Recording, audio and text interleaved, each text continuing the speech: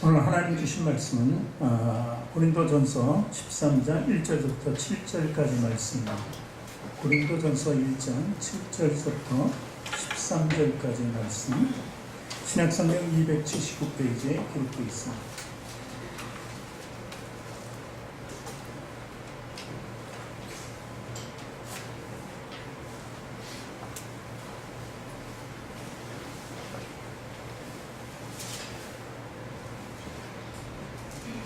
우리 찾으셨으면 한 목소리로 같이 읽겠습니다.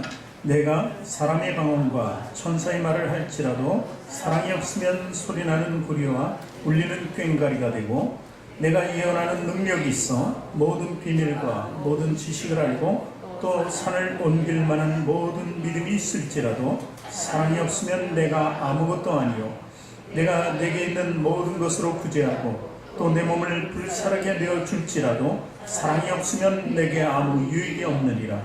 사랑은 오래 참고 사랑은 온유하며 시기하지 아니하며 사랑은 자랑하지 아니하며 교만하지 아니하며 무례히 행하지 아니하며 자기의 유익을 구이지 아니하며 성내지 아니하며 악한 것을 생각하지 아니하며 불의를 기뻐하지 아니하며 진리와 함께 기뻐하고 모든 것을 참으며 모든 것을 믿으며 모든 것을 바라며 모든 것을 견디느니라.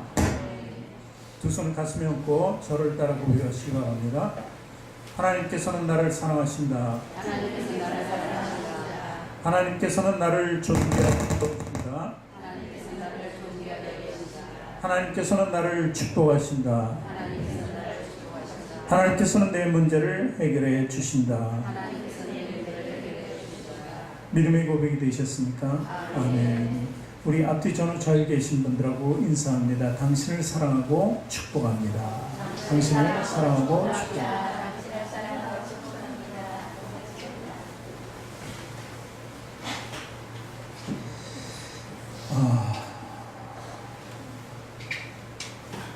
오늘 이 아침에 날씨는 춥고 눈과 비가 섞여서 지금 비가 왔고 또 추운 지방은 눈이 많이 내릴 줄 믿습니다.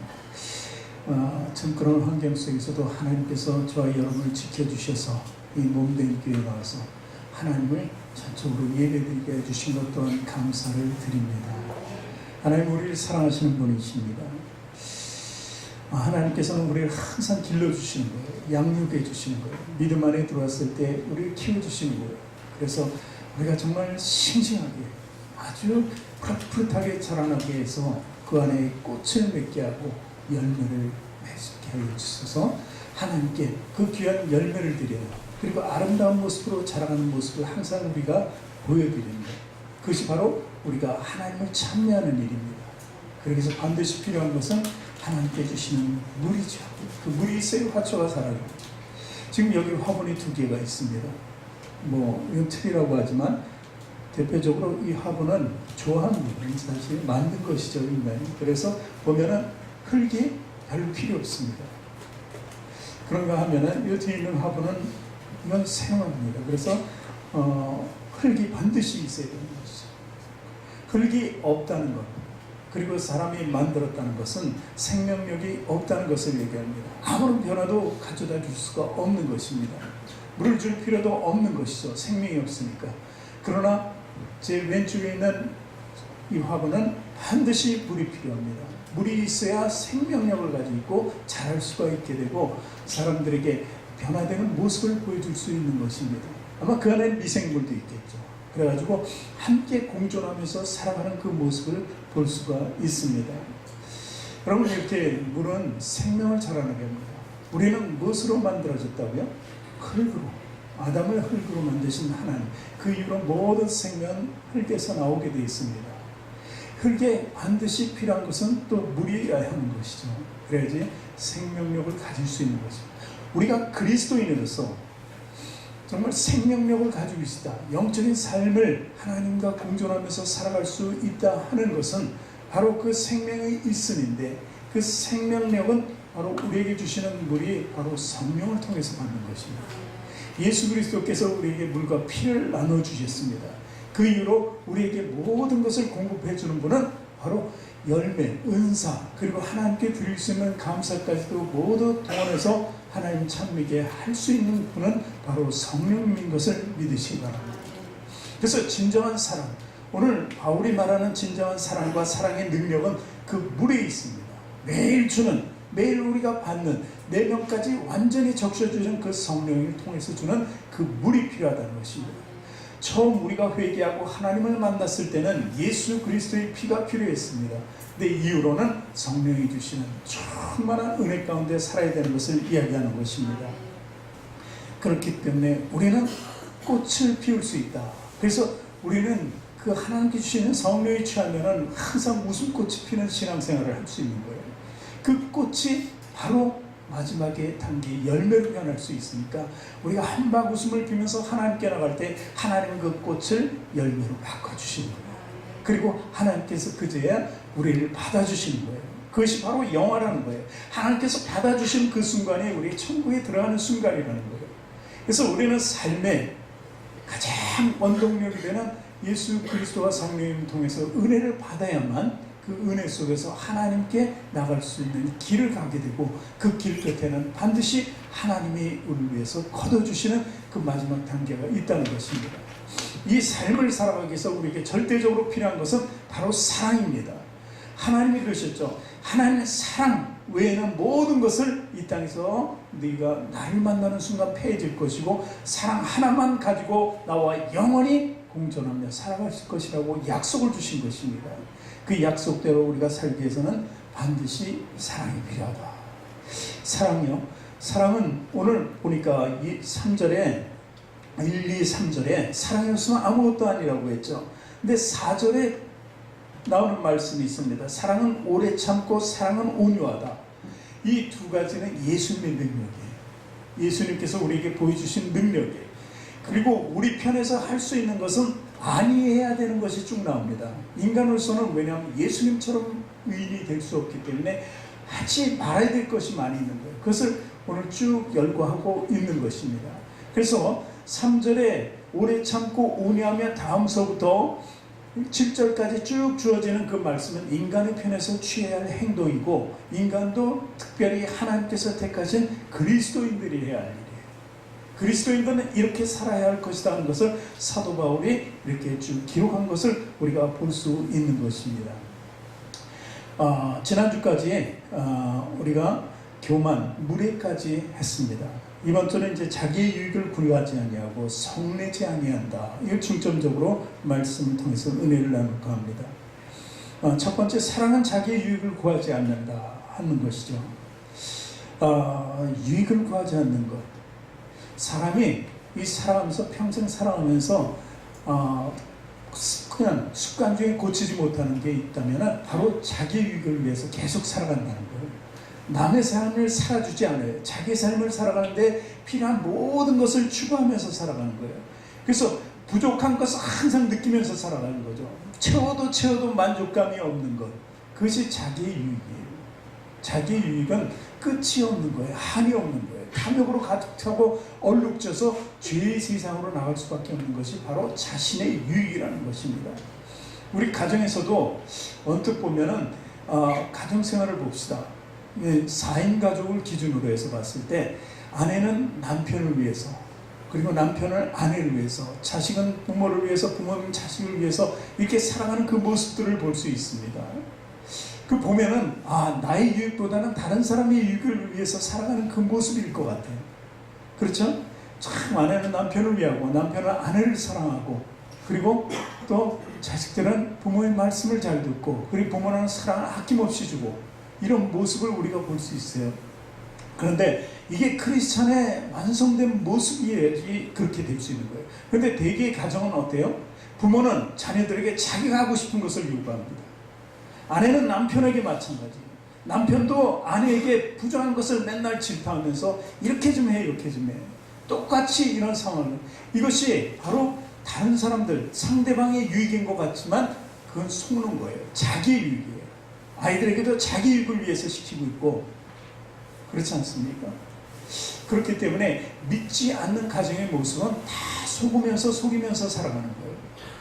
그러니까 마음에 맞지 않으면 서로 헤어질 수밖에 없어요. 그러니까 자녀를 낳아놓고 둘이 있는데 그 자녀들은 천덕꾸러기가 되는 거예요. 누구의 사랑도 받을 수가 없는 거예요. 아무도 책임지지 않으려는 거예요. 이것이 잘못된 자신의 유익이었다는 것입니다. 그래서 자기의 유익이라는 건 참으로 우리가 잘 분별할 수 있어야 돼요. 하나님의 아들 예수 그리스도께서 우리에게 가르쳐 주신 유익을 구하지 않는 사랑은 무엇이었나? 잠시 후에 또 얘기하겠지만, 우리가 시장에 가보면은 이제 어떤 시장에 가보면은 이렇게 좌판에 이렇게 할머니들이 이렇게 쫙 야채를 넣고 이제 판다고 합니다. 근데 거기다 일부러 벌레를 넣는데요. 배추벌레든지 이런 것들을 올려놓는데, 왜 올려놓을까요? 지금 이건 유기농이라는 거예요. 농약 안 쳤다는 거죠. 그 벌레만 딴 데서 갖다 놓는 거잖아요. 이것이 언뜻 보면은 사는 사람들의 유익을 위해서 이렇게 해주는 것 같잖아요. 근데 결국에 보면 자신의 유익이에요. 다 거치고 속이는 거예요. 그러니까 이 유익이라는 게 우리가 잘 판단할 수 있어야 된다는 거예요. 친환경이다 뭐 이러면은, 친환경이라는 것을 왜 땁니까? 먹는 사람들의 유익을 위해서 합니까? 자신의 돈벌이를 위해서 합니까? 두 가지 다 합니까? 아니죠. 어떻게 보면 그 비중은 자기에게 더 크게 속한다는 것을 우리는 알 수 있습니다. 그러니까 친환경인데도 가짜가 많은 세상이 되어버렸어요. 그냥 그저 친환경을 따기 위해서 이렇게 노력하는 사람들이 많이 있다는 것입니다. 사실 지금 우리나라 민주화 시대, 그리고 대부분 자본주의 시대에 삽니다. 그러니까 자본주의 원리는 뭐냐면, 내 것은 내 것이고 네 것은 네 것이라고 딱 구별하는 게 자본주의예요.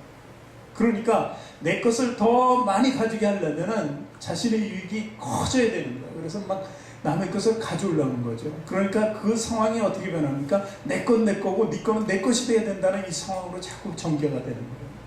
그러니까 잘못된 거죠. 부모와 자식 간에 사랑을 나눈다. 하나님의 뜻에 보는 관점으로 우리가 살아야 돼요. 하나님께서는 하나님의 뜻을 우리에게 어떻게 가르치시냐면, 자신의 유익이라는 것보다는 하나님의 뜻을 구하기를 원했어요. 그러니까 자녀를 기를 때 하나님께서 우리 자녀를, 우리가 낳았지만 그래도 위탁하신 거예요. 생명이기 때문에, 하나님 주신 생명이기 때문에. 그러니까 우리는 기를 책임이 있는 거예요. 길러주는 책임이 있지만 내가 가진 것을 내가 죽고 나서 줘야 된다는 책임은 없는 거예요. 그러니까 자녀들은 자기가 성장했을 때까지, 자기가 이제 사회적인 그 현실 속에서 살아날 때까지는 부모의 도움을 받을 수 있지만 그 이후에는 부모의 도움을 받아서는 안 된다는 것입니다. 또 하나의 성인으로서 또 하나님의 뜻에 따라서 살아가야 되는 거예요. 그러니까 우리나라나 이렇게 외운 상속이라는 게 있잖아요. 그러니까 아무것도 하지 않았는데 부모들이 한 것을 자기가 그냥 받는 것을 상속이라고 해요. 이것은 사실 어떻게 보면 성경적으로 보면 도둑질이에요. 도둑질. 왜냐하면 심는 대로 거두는 거잖아요. 자기가 심은 것이 아니라 부모가 심은 거잖아요. 그래서 뭐 선진국에는 그렇게 다 구분되어 있습니다. 아이들이 다 장성하면은 네 것과 내 것이 구분이 됩니다. 이게 하나님의 뜻에 따른 원리죠. 근데 있을수록 우리나라 사람들 보면은 더욱더 자녀에게 주려고, 더 많이 풍성히 주려고 이렇게 노력하고 애쓰는 모습을 볼 수 있습니다. 그런 결과는 좋지는 않습니다. 그래서 우리는 적더라도 뭐 많더라도 이것은 하나님의 뜻에서 내 것은 내 것이고 네 것은 네 것이라는 거예요. 그래야 성실한 사람으로 자녀를 키울 수가 있고, 그리고 성실한 부모가 될 수 있다는 거예요. 키울 때 아주 최선을 다하는 거예요. 그래가지고 얘가 성장했을 때 앞으로 내 도움 없이 살아갈 수 있도록 만들어주는 거예요. 내가 많은 것을 가지고 그에게 줘서 그냥 죽도록 먹고 살 수 있는 것을 내가 마련해 주는 것이 기본이 아니라는 것입니다. 그래서 이 유익에 대해서 우리는 다시 한번 또 생각해 볼 필요가 있는 것입니다.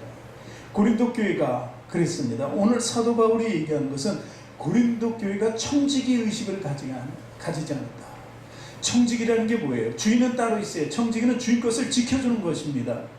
그리고 마지막 날 사명이 다 있을 때 뭐예요? 자기 것은 없어요. 다 주인 것이라는 거예요. 그것이 청지기 사명이에요. 우리가 이 땅에 살고 하나님을 만났을 때는 하나님의 뜻에 따라서 모든 것이 하나님의 것이라고 봐야 돼요. 그런 관점으로 살아야 돼요. 내가 있는 동안 내가 쓰고 살아야 될 것을 하나님께서 주신 것뿐이지 내가 그것을 저축해서 누구에게 주거나 이렇게 할 필요는 없다는 것입니다. 이것이 청지기적인 삶이에요. 그리고 있다는 것을 누구에게 자랑해서는 안 돼요. 나눠줄 때 그것을 교만하게 봐서도 안 돼요. 그래서 이 고린도 교회의 문제, 이 청지기적인 삶을 산 것이 아니라 그들은 부한 사람들이 많은 성도들이 있었는데 그들은 다 자랑하고 교만하고 그것을 통해서 무례히 행했다는 사실입니다. 그것을 단호하게 막기 위해서 자기의 유익을 굳지 않는 그런 내어줌이 있어야 된다는 것을 사도 바울이 오늘 얘기하는 것입니다. 사실 하나님께서는 그러잖아요. 우리에게 여기서 많이 하나님의 일을 하고 뭔가 저축하지 말고 어디에 쌓으라 그래? 하늘에 쌓으라 그래. 하늘에. 마지막 날 너희가 영원히 살아야 할 거처 속에 쌓아주라고 이렇게 얘기합니다. 이 땅에서 아무리 쌓아도 가져갈 수는 없는 것입니다. 농사가 잘 됐어요. 예년보다 더 잘 됐어요. 그래서 얼마나 많은지 몰라요, 곡식이. 그러니까 이게 너무 기뻐가지고 잠도 안 오네. 근데 잠자는 사이에 누가 그것을 다 도둑질해 가면은 그것이 누구의 것이 되겠냐. 그리고 또 자기가 죽어버리면 어떻게 누구의 것이 되겠냐 말이죠.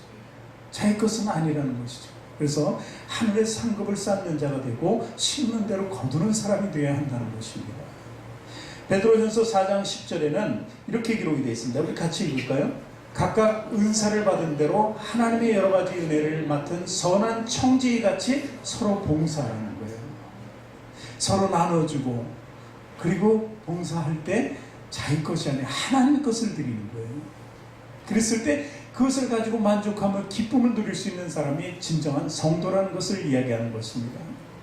사도 바울이 사역할 때 어떻게 사역했나 자기 스스로 기록해놓은 말씀이 있습니다. 사도행전 20장 33절부터 35절까지 또 같이 읽습니다.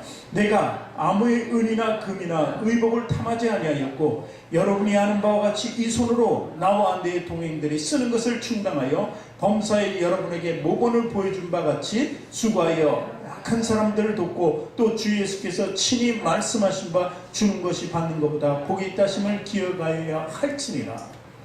이 말씀을 왜 할 수 있었을까요? 사도 바울은요 다니면서 헌금을 받고 자기 것으로 취하지 않았어요. 오히려 그는 장막을 지었어요. 자기가 가지고 있던 기술, 장막을 짓는 일을 하면서 자기가 벌어서 썼다는 거예요. 난 누구에게나 받은 것 없다. 내 스스로 받은 것 없이 내가 벌어서 다 충당했다. 왜 그러냐? 바로 주는 것이 복이 있다는 예수 그리스도의 말씀이다. 내가 줘야 된다는 것을 의미합니다. 사실 오늘날 교회는 많이 변질되고 있어요.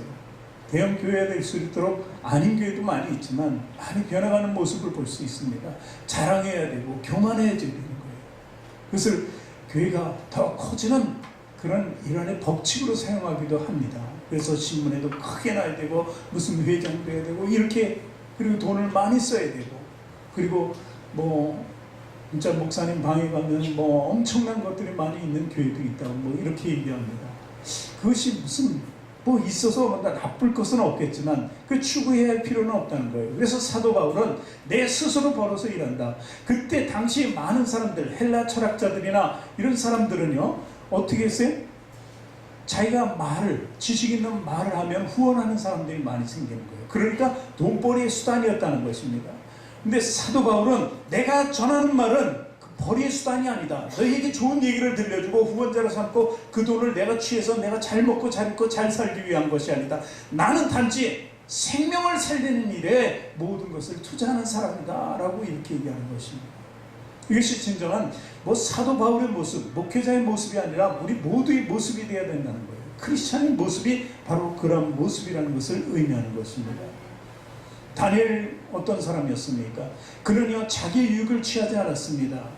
자기가 그래도 그 왕의 꿈을 해몽하고 총리 자리에 앉았잖아요. 그러면은 총리의 자리를 놓지 않아야 되죠. 그거 잘 지켜야 되죠. 어떻게 얻은 총리입니까? 어떤 대접을 받겠습니까? 총리는 왕 다음 가는 그런 대접을 받는 그 직위가 아닙니까?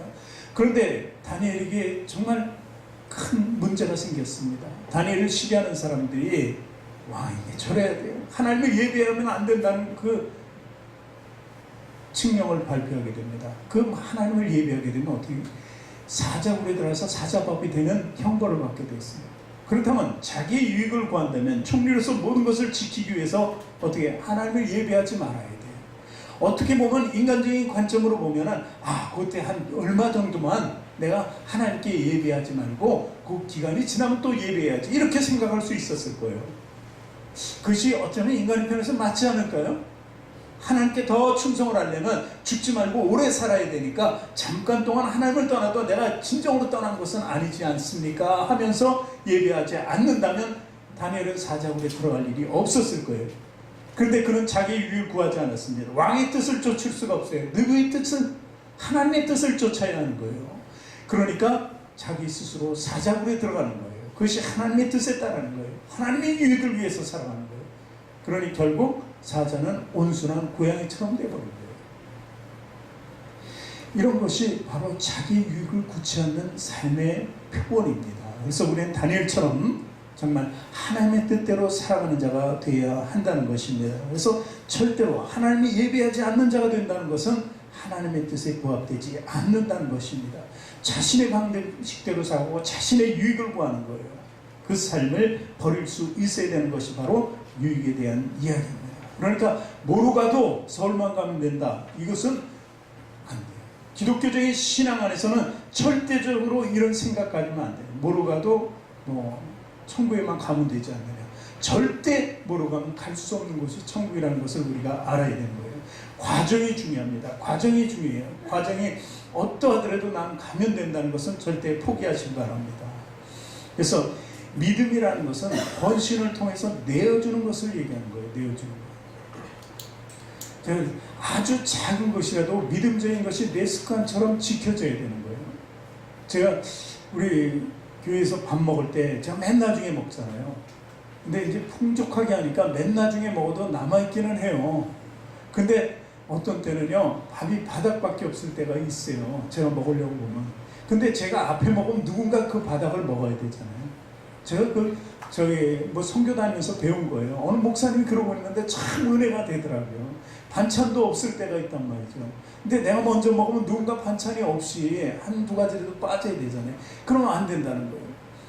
그러니까 마지막에 먹는 것이 내어주는 모습이에요. 자신의 유익을 취하지 말고 유익이 되는 사람이 돼야 되는 거예요.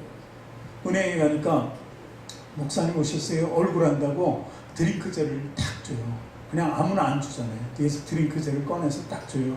그걸 받는 순간 거기서 따먹지 않아요. 그냥 가지고 나오다가 그 주변에 장사하시는 거 딱 주고 돌아와요. 그러니까 뭘 받았다고 해서 그것이 나에게 내 것이다 이런 것보다는 이거 거저 받은 거잖아요. 근데 내가 먹지 말고 주는 거예요. 그냥 이게 기쁜 거예요. 근데 이런 것들이 생활화 돼버리면 돼요. 처음에는 참 이거 안 그래도 되는데 할 수 있겠지만 생활을 시키는 거예요. 그것이 바로 자신의 유익 구하지 않고 내어주는 거예요. 누가복음 23장 34절에 보면은 같이 읽습니다. 이에 예수께서 이르시되 아버지 저들을 사하여 주옵소서 자기들이 하는 것을 알지 못함이니이다 하시더라. 주님은 내어주셨잖아요. 다 내어주시는 거예요. 저들을 용서까지 하는 것까지 내어주는 거예요.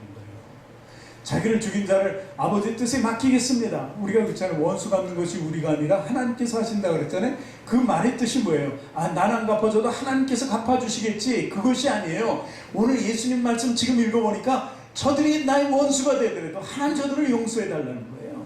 그것이 바로 내게 유익이 없고 다른 하나님의 유익을 위해서 살아가는 거예요. 그 삶이 우리에게 있어야 돼요. 그래서 우리 성도들은 참 보면은 굉장히 너무 인자하고 내어줘요. 이 내어주는 삶이 저도 모르게 제가 조금 실천하니까 성도들도 다 하고 있더라고요. 근데 어쩌면 보면은 성도들이 저보다 더 잘하는 분들도 많아요. 그러니까 가져가기보다는 내어주는 거죠. 먹다가 반찬이 많이 남았어요. 좀 풍요하게 하긴 해요. 좀 많은 것은 남기도 해요. 그러면은 그때 저건 맛있으니까 내가 싸가야지 보다는 누군가 우리 교인 중에서 저 싸갔으면 좋겠다 하는 사람이 있으면 그 사람 그냥 또 주려고 하지도 말고 생각만 가져도 그걸 내어주는 거예요. 그럼 그렇게 되지 않겠어요? 근데 이런 일들이 우리 교회 안에 일어나고 있더라고요. 그러니까 우리 교회는 아주 많지는 않고 바글바글하지는 않지만 정말 사랑이 넘치는 거예요. 행복한 교회라는 거예요. 저는 참으로 기뻐요. 그래서 목사 된 것이. 자, 그리고 이제 두 번째, 사랑은 성내지 아니한다. 아, 참, 이거 설교 안 했으면 좋겠다고 제가 그랬거든요. 왜냐하면 제 모습이 자꾸 발견되니까. 혈기 부리는 제 모습. 제가 화낼 때 보면은 딱 얼굴 표정이 바뀌는 거예요. 우리 사모님 금방 알았잖아요. 또 이런다고 말해요. 그러니까 그 모습이 어떤 모습인가 제가 그래서 이렇게 한번 보니까 막 흥분한 모습이에요. 뭐 감정이 복받쳐요. 얼굴이 붉어지고 눈이 빨개질 수도 있고 혈압이 올라가는 거예요. 그리고 탁 표정이 굳어지고 눈은 부릅뜨고 있거든요. 내가 봐도 별로 좋은 인상은 아닌 것 같아요. 근데 평소에는 괜찮은 인상이거든요. 이게 바뀐다는 것은 이 잘못된 것이죠, 뭔가. 그래서 이런 것을 고쳤으면 좋겠다는 것이 바로 사랑이에요. 사랑하는 마음이 있으면 이것이 고쳐질 수밖에 없는 것이죠. 우리가 화낼 때 사실 순간적으로 그 순간만 피하면은, 그냥 하루만 지나면은 화냈던 것도 부끄러워질 때가 있거든요. 그때 그러지 말았어야지. 이렇게 후회하면서 그것이 바로 의인이 아닌 우리 인간의 본성의 모습이에요. 그러니까 하나님께서는 그 본성을 버리기 위해서 그리스도의 형상을 닮아라, 하나님의 형상을 닮아라, 이렇게 자꾸 우리에게 요구하시는 거죠. 그러니까 성령님이 계시면은 그런 게 눌러지는 거죠. 성령님이 우리를 억제시키는 거죠. 근데 성령이 충만하지 않을 때가 있단 말이에요. 그럴 때는 이제 혈기가 나타날 수도 있다는 것입니다. 사실 우리 교단에는 여자 장로님이 없어요. 근데 여자 장로님이 있는 교단이 있어요. 근데 잘 안 세우죠. 남자들 많이 구성된단 말이에요. 근데 어느 교회에서 남자들 장로님들이 쭉 모여서 회의를 하면 회의만 하면 싸우는 거예요. 다툼이 일어나는 거예요. 혈기를 부리는 거예요. 자기 뜻대로 안 되면 막 법석이 일어나는 거예요. 그래서 목사님이 참 기도하는 중에 여자 장로를 한번 세워보라 그래서 여자 장로님을 한번 세웠대요. 그래서 아주 괜찮은 지식 있고 괜찮은 여자 장로님을 딱 세웠더니 그 다음부터는 싸우질 않대요. 다들 신사가 되어버렸대요. 이렇게 사람이 변할 수 있는 거예요. 그러니까 왜 그랬을까요? 누군가 그 사랑이 충만한 사람이 들어오면 그 모습 때문에 변할 수 있다는 것입니다. 성낸다는 것은 참으로 굉장한 큰 손실을 가져오는 거예요. 나라와 나라끼리 문제가 뭐예요? 왜? 북한과 우리 문제가 뭐예요? 서로 생각이 달라서 그래요. 주권자의 생각이 다르니까 싸울 수밖에 없는 거예요. 미국과 북한이 지금 문제가 있잖아요. 핵 때문에. 생각이 다른 거예요. 북한의 김정은이는 핵이 없으면 나는 죽는다는 거고, 그리고 미국에서는 핵이 없으면 살려준다는 거, 산다는 거예요. 근데 여기서는 핵이 없으면 산다는 거고 저기 죽는다고, 이게 생각이 다르니까 지금 저렇게 대치하고 있는 거예요. 주변 나라들이 아주 곤란할 정도로 만들어지고 있는 거죠. 그 핵이라는 게 뭐예요? 사람을 죽이는 무기잖아요. 살상 무기, 아주 거대한 최고의 살상의 무기잖아요. 그것이 없어야 된다. 근데 없으면 죽는다는 것이죠. 이런 것이 문제가 되는 거예요. 그래서 성낸다, 분노한다는 것은 이 생각이 다르기 때문에 일어나는 거예요. 가정에서도 생각이 다르기 때문에, 그리고 친구들끼리 때문에 생각이 달라요. 사업자들끼리 때문에 마찬가지예요. 그러니까 생각이 달라서는 안 된다. 그러니까 다를 수는 있어요. 근데 다를 수는 있지만 그것을 합력하여 선을 이루는 것이 바로 그리스도인이에요. 그래서 뭔가 세상과 다르고 사람도 달라야 되는 것이 바로 그리스도인인데, 왜 달라야 돼요? 영적인 사람이 되어야 되니까. 영적인 사람은 달라져야 돼요. 분별돼야 돼요. 성별돼야 돼요. 그러려면 보니까 성내지 말아야 돼요. 그러니까 참을 수 있어야 된다는 것을 얘기하죠. 잠언서 14장 17절에 그러니까 노하기를 속히 하는 자는 어리석은 일을 행하고 악한 기교를 꾀하는 자는 미움을 받는다 하면서 노하기를 빨리 성을 내는 사람은 어리석다는 이야기예요. 사실 인생 살아왔지만 우리 그런 거 많이 깨닫고 살잖아요. 그렇죠? 깨달음은 있는데 변하지 않는 우리 본성을 발견하면서 참 아쉬움도 많아요. 그러나 우리가 예수 안에, 그리고 말씀 안에, 성령 안에 충만하게 들어가면 그만큼 우리가 변하고 있다는 사실을 인정해야 돼요. 잠언서 22장 24절 25절 같이 읽습니다. 너를 품는 자와 사귀지 말며 울분한 자와 동행하지 말지니 그의 행위를 본받아 내 영혼을 울매에 빠뜨릴까 두려움이니라. 그 같이도 하지 말았으면 하는 것이 바로 이야기예요. 잠언서. 같이 하면 따라가게 돼 있어요. 그렇지 않겠습니까? 그래서 우리가 또 알아야 될 건, 내가 그러면은 우리 자식도 따라한다.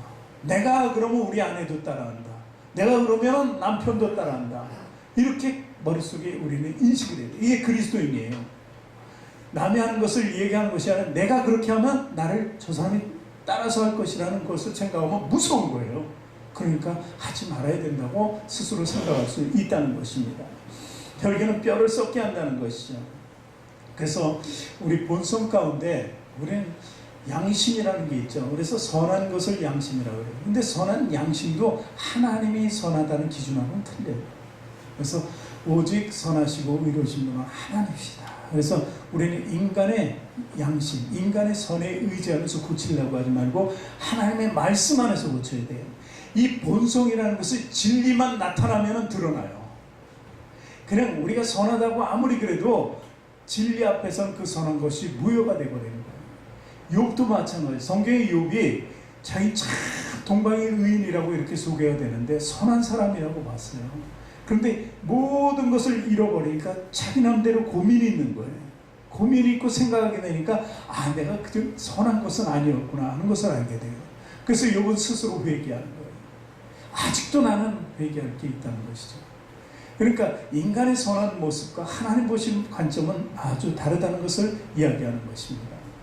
다윗도 마찬가지예요. 일생을 선하게 하나님 편에 서서 살 줄 알았지만 밧세바라는 여인을 범하면서 어떻게 돼? 그 본성이 드러나잖아요. 어떻게 드러났습니까? 그 밧세바의 원래 남편 되는 그 장수를 나라 지키는 장수에 자기를 대신해서 그를 죽여버리잖아요. 그것이 인간의 본성이라는 것을 다윗이 철저하게 깨닫게 되는 거예요. 모세는 어떤 사람이에요? 모세는요, 민수기 12장 3절을 보니까 이렇게 기록되어 있어요. 이 사람 모세는 온유함이 지면의 모든 사람보다 더하더라 하면서 하나님께서 모세를 써가지고 출애굽의 모든 사명을 맡긴 거예요. 그런데 그가 가나안 들어갔어요? 못 들어갔어요? 못 들어갔어요. 이렇게 온유함이 지면의 모든 사람보다 더하다, 사람보다 더하다 그랬어요. 그렇죠? 예수님 같다는 얘기도 없고 하나님 같다는 얘기도 없어요. 사람 중에서는 그래도 대단하다 그래서 하나님이 쓰신 거라는 거예요. 그런데 가나안에 못 들어갔다. 왜 못 들어갔어요? 두 가지지만 한 가지가 바로 성냄이에요. 분노함이에요. 민수기 20장 10절 11절 같이 볼게요. 같이 읽습니다. 모세와 아론이 회중을 그 반석 앞에 모으고 모세가 그들에게 이르되 반역한 너희여 들으라. 우리가 너희를 위하여 이 반석에서 물을 내라 하고 모세가 그의 손을 들어 그의 지팡이로 반석을 2번 치니 물이 많이 솟아나오므로 회중과 그들의 짐승이 마시느니라. 이 말씀이 무슨 말씀이냐면, 자, 사막에서 또 광야에서 물이 없으니까 원망하는 거예요. 모세를 원망하고 있습니다. 근데 하나님께서 그때까지도 계속 인도하고 만나 매출하기도 주고 계속 인도하셨는데도 불구하고 원망하는 그들을 보니까 늘 그 입에 원망이 마르지 않으니까 모세가 화가 난 거예요. 하나님께서 주신다는 것을 알았어요. 하나님께서 야 지팡이를 가지고 그 반석을 치라. 그럼 물이 나올 것이다. 이렇게 얘기했거든요. 하나님은 긍휼의 하나님은 사랑의 하나님이에요. 하나님이 백성들을 보고 화를 내서 물을 주신 게 아니에요. 그들을 또 가엾이 보고 불쌍히 여기고 저들의 모자람을 보고 그냥 하나님께서 내어주라고 한 거예요. 물을. 근데 모세는 스스로 화가 난 거예요. 저 백성들에게 화가 난 거예요. 하나님도 화를 내지 않으셨는데 화가 나서 그들을 질타하면서 한 번 쳐도 될 걸 2번 쳐버린 거예요. 그러니까 이 모세가 가장 온유한 사람이다. 사람 중에서 그랬는데도 불구하고 그의 본성이 나타난 거예요. 본성이. 그러니까 결국 이 일로 인해서 하나님께 범죄함으로 인해서 하나님이 화를 내시는 하나님이 아닌데 이 자기가 스스로 하나님은 이 화를 내시는 하나님으로 백성들에게 전해버린 거예요. 그렇기 때문에 결국 가나안 땅을 가지 못하게 되는 거예요. 그래서 이 본성 중에 성낸다는 것은 굉장히 우리에게 있어서 독이 된다는 것을 알아야 됩니다.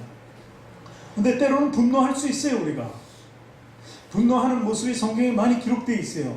사도 바울이 분노했어요. 사도 바울이 화가 났습니다. 지난번에도 소개했지만 사도행전 14장 14절 15절 보니까 두 사도 바나바와 바울이 듣고 옷을 찢고 무리 가운데 뛰어들어가서 소리 질러서 이르되 여러분이 어찌하여 이러한 일을 하느냐 이렇게 막 하면서 우리도 여러분과 같은 성정을 가진 사람이다.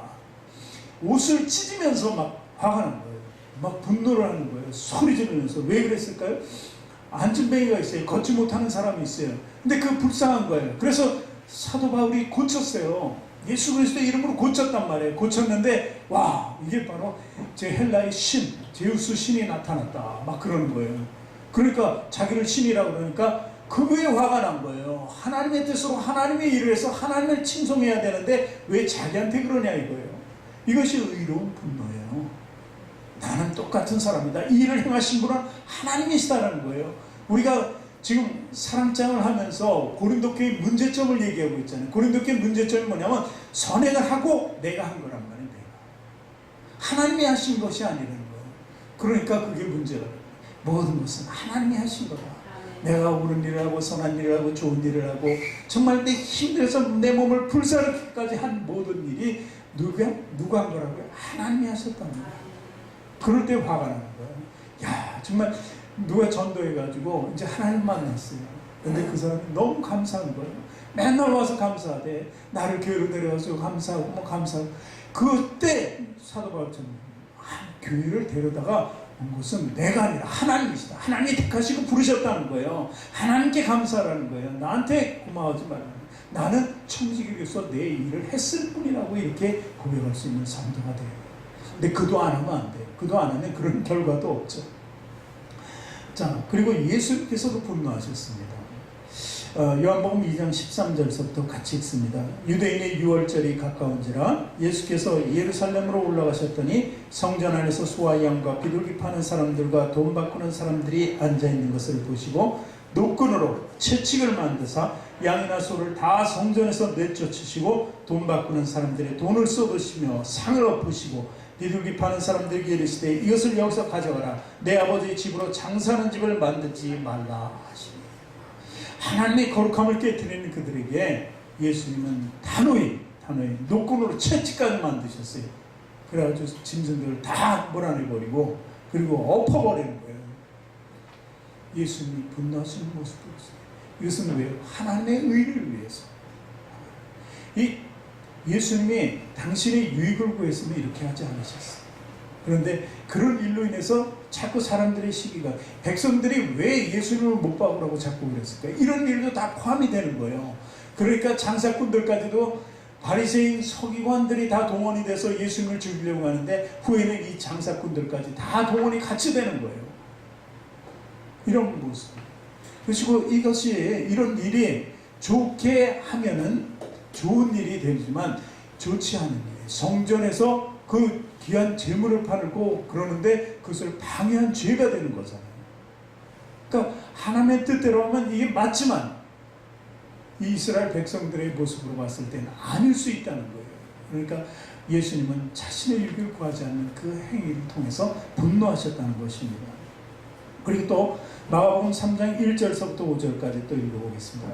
예수께서 다시 회당에 들어가시니 한쪽 손 마른 사람이 거기 있는지라 사람들이 예수를 고발하려 하여 안식일에 그 사람을 고치시는가 주시하고 있거늘 예수께서 손 마른 사람에게 이르시되 한가운데서 일어서라 하시고 그들에게 이르시되 안식일에 선을 행하는 것과 악을 행하는 것 생명을 구하는 것과 죽이는 것 어느 것이 옳으냐 하시니 그들이 잠잠하거늘 그들의 마음이 완악함을 탄식하사 노하심으로 그들을 들러보시고 그 사람에게 이르시되 내 손을 내밀라 하시니 그가 내밀 때 그 손이 회복되었다. 안식일이었어요. 유대에 보면 안식일에 병 고치는 거 절대 안 됩니다. 그 밖에 것도 안 되지만 이런 일은 절대 안 되는 거예요. 그런데 그것을 예수님께서 행하시려고 하니까 사람들이 보고 있는 거예요. 그 기적이 일어날까 안 일어날까를 보는 것이 아니라 안식일날 법을 위반할까 안 할까 여기를 보는 거예요. 모든 사람 시각이 거기가 있는 거예요. 그러니까 예수님이 그런 사람들의 마음을 보시고 화가 나셨던 거예요. 안식일이면 어떠냐? 저 죽어가는 사람에게 생명을 살리는 일은 어느 때나 관계없다는 것을 분명히 하시면서 화가 나시는 거예요. 그래요. 하나님의 의를 위해서 때로는 분노할 수 있어야 됩니다. 그렇다고 해서 율법을 갖다 대고 율법 안 지키는 사람이 있으면 다 가서 그냥 막 화를 내면서 막 뭐라 그래서는 안 되는 거예요. 그게 사랑은 아니라는 것을 얘기해 주는 것입니다. 그래서 성내지 아니한다 하는 것은 우리에게 반드시 필요한 일이에요. 성내지 않으려면 어떻게 해야 되냐? 간단합니다. 우리가 예수님께서 나를 위해서 죽으신 것을 기억하면 돼요. 좀 전에 읽었었잖아요. 예수님 십자가상에서 그랬잖아요. 저들은 아무것도 알지 못한다고 용서. 그 말씀을 믿는 거예요. 믿어지면은, 그래서 내가 용서받은 걸 알면은 나는 정말 그 분노, 혈기, 만약에 하나님이 우리한테 그 모든 죄를 받으면 우리는 죽을 수밖에 없는 거잖아요. 아 정도가 아니잖아요. 성령 정도가 아니에요. 죽을 수밖에 없는 그런 만악한 죄인인데 살려주셨다, 구해주셨다는 거예요. 그것을 우리가 알고 깨달으면 우리가 사람한테 진정한 사랑으로 다가갈 수 있는 거예요. 예수님처럼. 또 계속해서 오늘 서두에 성령이 되기 위해서는 우리가 성령 충만함이 있어요. 성령 충만함이 있으면 우리 분노를 이겨낼 수 있는 거예요. 성령의 은사들을 하나씩 잘 생각해 보면은 그 은사가 내게 주어지고, 그 다음에 열매가 쭉 9가지 열매가 주어지게 되면은 이 성령과 분노함이 잠잠해지게 됩니다. 그럴 수 있는 성도가 되어야 돼요. 마지막으로 한 가지 말씀을 또 읽고 마칠까 합니다. 요한일서 3장 13절서부터 같이 읽을게요. 형제들아, 세상이 너를 미워해도 이상히 여기지 않아. 우리는 형제를 사랑함으로 사망에서 옮겨 생명에 들어간 줄을 알거니와 사랑하지 아니하는 자는 사망에 머물러 있느니라. 그 형제를 미워하는 자마다 살인하는 자니 살인하는 자마다 영생이 그 속에 거하지 아니하는 것을 너희가 아는 바라. 그가 우리를 위하여 목숨을 버리셨으니 우리가 이로써 사랑을 알고 우리도 형제들을 위하여 목숨을 버리는 것이 마땅하니라. 누가 이 세상의 재물을 가지고 형제의 궁핍함을 보고도 도와줄 마음을 닫으면 하나님의 사랑이 어찌 그 속에 거하겠느냐. 여기서 형제라는 게 피를 나눈 형제를 얘기합니까? 아니죠. 나의 모든 사람은 내 형제입니다.